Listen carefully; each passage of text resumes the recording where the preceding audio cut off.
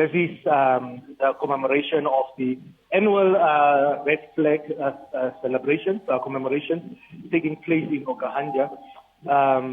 Like we know, there is a division within the Ovaherero Traditional Authority after the passing of the late Ombara Oshitambi, the Kwiru. Now, when we got here, I must just put it on record that I have not so far spoken to any official or any authoritative speaker of the Ovaherero Traditional Authority because I just cannot locate anyone that forms part of the OTA. So the mood is quite, I would not know what would be the precise or the correct words to describe it because it's for the first time in over 90 years that the red flag commemorations are being held at two separate locations. Originally, for the past 92 or 97 years, it at Okahandja, at the Commando Number 1 place, the municipal grounds.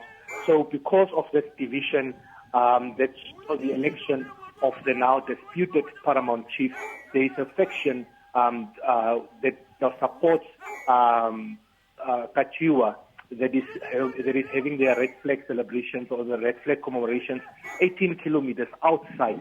And these two events are happening simultaneously. Tomorrow morning there will be then the tombstone unveiling ceremony of the late Vikwiruko. So this the faction that is having its celebration in Okahandja says the Kachiwa faction is not welcomed at the tombstone unveiling. The Kapuo faction, of course, not authoritative speakers, but sources that I spoke to on the ground when I visited the Kachiwa faction, says they will be there.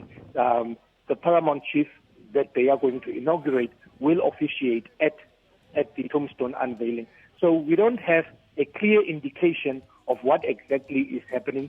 There are two programs in circulation on social media of what is going to happen at the Paramount at Okahandja and what is happening at the second location. The Kachiwa faction side, where they also have lit their holy fire, where they have started with their celebrations, their commemorations, their rituals to inaugurate Muchinde Kachiwa as their Paramount chief. I just got a call that the process has now started, where he will then be connected with the ancestors. Of course, the faction in Okahandja says that the processes were not followed and they do not recognize the elected or the chief that will be inaugurated today. All right. Finally, Emil, could you maybe just expand on the significance of the day?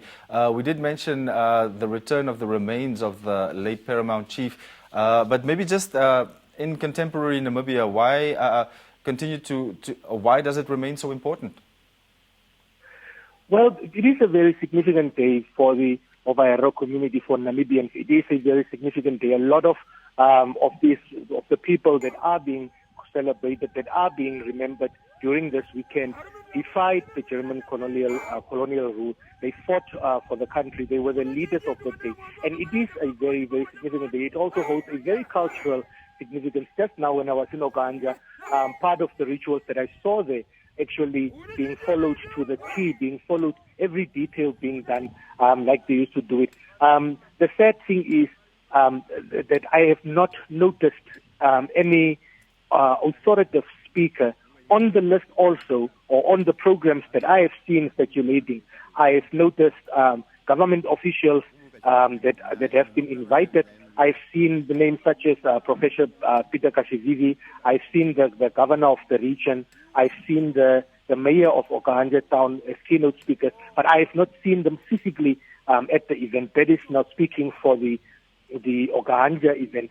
And also at the Kachiwa faction, there are also some names that are on the program, but I have not seen them. Perhaps they arrived while I was not there. So it is rather a very important day to pay homage to the fallen heroes and heroines. One would say that it is quite historic what is happening right now, because it is the first time in history that this event is being commemorated. The same event simultaneously at two separate locations. So we would like to see how events will turn out tomorrow.